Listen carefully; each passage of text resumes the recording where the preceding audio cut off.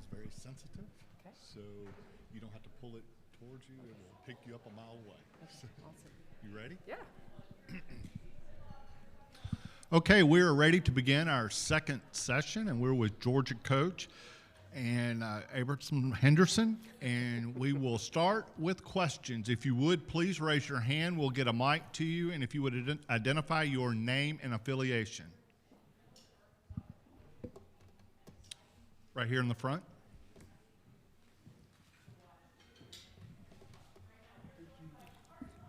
Good afternoon, Coach. AP Stedham, WGP. Coach, what is the culture that you would like to bring to Georgia? That's a broad question. Culture. I think since I've been a head coach, our culture is to really empower women. That's the culture. In terms of basketball, just continue on the winning tradition at Georgia that was there and is there and what I played for. So it's just, just continue winning. Winning is pretty much the basis.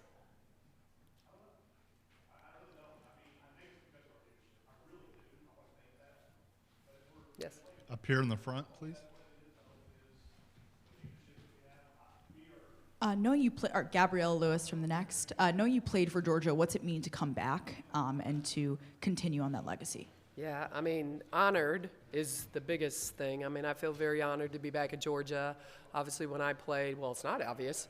I played, with Katrina McClain, Teresa Edwards, Lisa O'Connor, Carla Williams.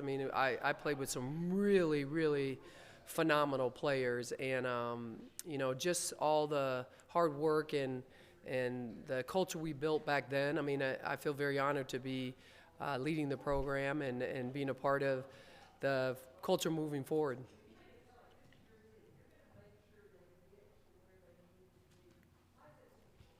Right here. Richmond Weaver, 104.9 Fox Sports, upstate in Greenville, South Carolina. And coming back to Georgia, you talk about the teams. What about Coach Landers? How much is he helping you, or also how much are you telling him, I've got this, Coach?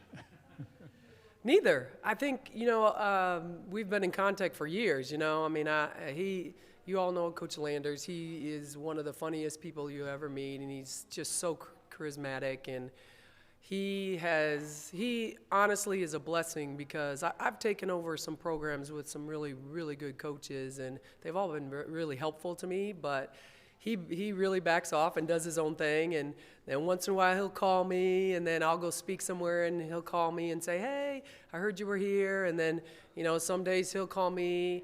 We'll just talk about, obviously I'm not going to tell you what we're talking about, but we just talk about all the little things, and sometimes I'll call him, he is going to be a tremendous resource for me. Just the way he built this program and how he did things, or, his how would I say, his vision of how he looks at it may be a little different from the outside in, where he used to be the inside out, and now he's looking on the outside in. And so for me, being on the inside of the program, sometimes we'll, go to lunch and laugh a lot, and then he'll ask me some, he knows what he's looking for in the answer, but he'll ask me the question because he knows what the answer he wants to hear, so he's super smart. So I can't wait to have him come to games, and I know he doesn't want to come to games because he wants to just back off and let it, be my program. But I'm going to want to get some feedback from him for sure. He was actually just there yesterday, and he's super awesome. And I'm like, come to practice. And he's like, no. And I'm like, come to practice, come in. And he was like, no, I don't want to come into practice. And then he came into practice just for a second. And of course, I was like, go sit, get introduce yourself, because I'm really big on the players knowing what the culture is. The culture is him. And so they all went over and talked to him. They know who he is, but they all went over and talked to him and reminded him who everybody was. Obviously, he knows some of the players, but, having him around just brings a whole different energy to the program. Up front. So I know this team's gone through quite a bit of turnover. So kind of two parts of this question. First, what's it mean having so many folks follow you from UCF? What's that say about Georgia, your relationship with players? And then also, how are you dealing with turnovers from decommits and as well as transfers? Yeah, I feel like I feel like everything's been a blessing, to be honest. I don't look at anything in any kind of good, bad, negative. I feel like coming into the program, and let's just talk about the portal. The portal's like a whole different thing. I think that for the portal this year for Coach Aben or coaches was a blessing, because we got to bring in culture kids, and we got to bring in kids that are going to play the style and the way we want to play. Whereas when I took over some other programs and rebuilt those programs, there wasn't a portal, and so we morphed with how we were going to coach with the players and the style of athleticism or non-athleticism, or they were shooters, or we had a lot of post players, or we had a lot of guards. Well, coming into Georgia, we could kind of handpick the culture and do we need a 1? Do we need a 2? Do we need a 3? Do we need a post? What do we need? And so it was a lot of fun, actually. It was like putting a puzzle together and kind of bringing in our culture and our brand. Right here in the middle. Kevin Skarbinski with the SEC blog. How quickly did you reach out to Diamond after you took the job, and what does it mean, and what does she bring to the floor, not just to the culture and knowing what you expect? Yeah, what does she bring to the floor? I didn't reach out to Diamond.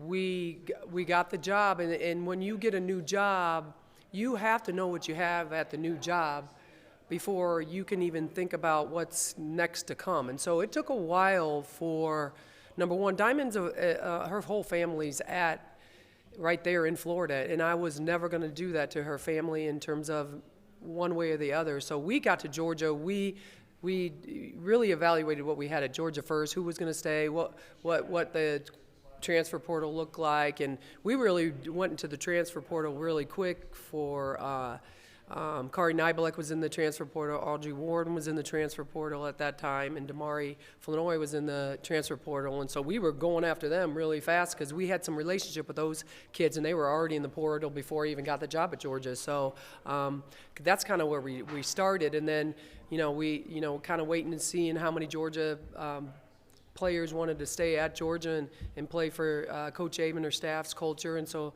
we kind of did it like that. And Diamond and some of the UCF players, they had to make some decisions about their futures, because I want people happy. I don't want people not happy playing for me, and so I think everything just kind of evolved, and it happened really naturally. It really did, and we're blessed to have the young people that we have on our team. I mean, we're really, to be honest, we're really post heavy. I mean, we're probably the only school in the country that has a lot of post players, and more than just 2. You know what I mean? So we have a really a good blend of post guards, point guards. We got a mix of a lot of different types of players. Scott. Scott Rapperley with the Baton Rouge Advocate. I'm always curious about people who return to coach at their alma mater. Was this a hope for you, or can you just not think about that in your career as you're going on, and you've gone from a couple of head coaching jobs to another? I mean, was this always something in the back of your mind that you thought you'd like to have happen one day? I never thought Coach Lander was ever going to retire. You know why? I mean, he's a Hall of Fame coach. You know what I mean? And when he did, I was at Albany at the time, and it was in my head, but then I'm like, whatever's meant to be is meant to be. I'm just that type, and I was winning at Albany, and I loved Albany, and I loved our players and just everything about it. And so, and then Coach Taylor got the job, and I wished her well. And Carla Green was the AD at the time, and she was one of my teammates at Georgia. So, we had talked a little bit, and then.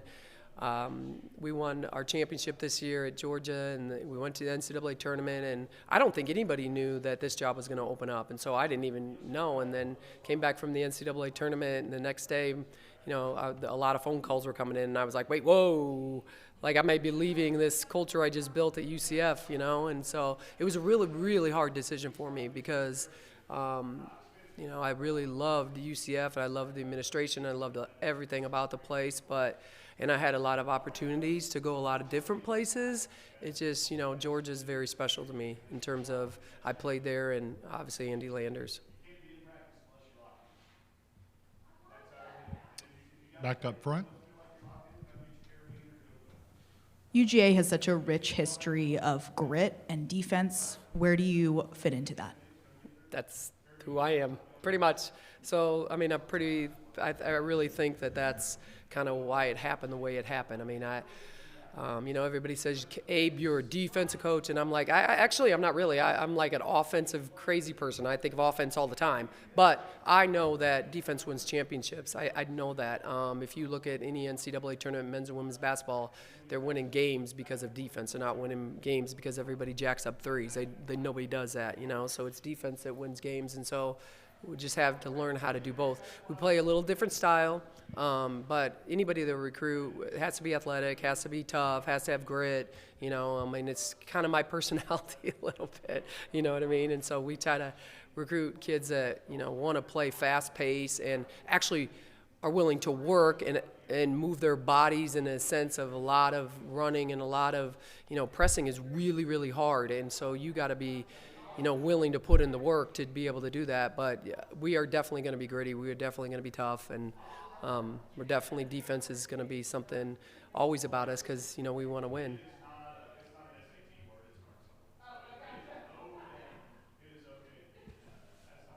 Kevin, right here in the middle.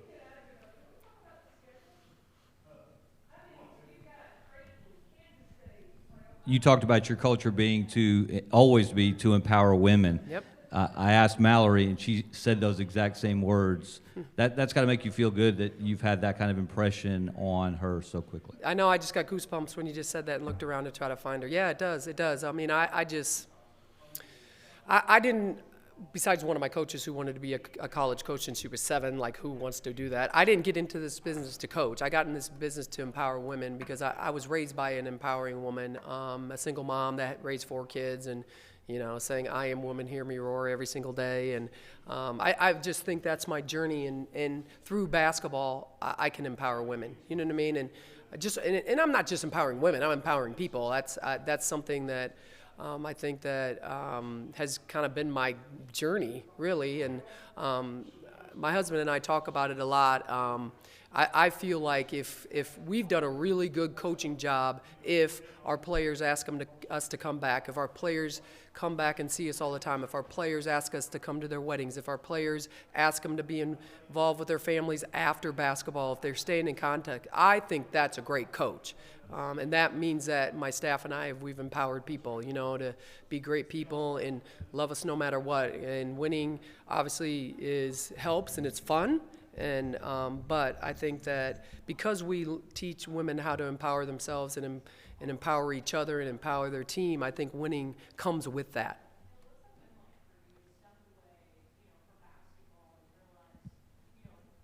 Any more questions? Okay, thank you, All right. Coach. and good Thank luck. you.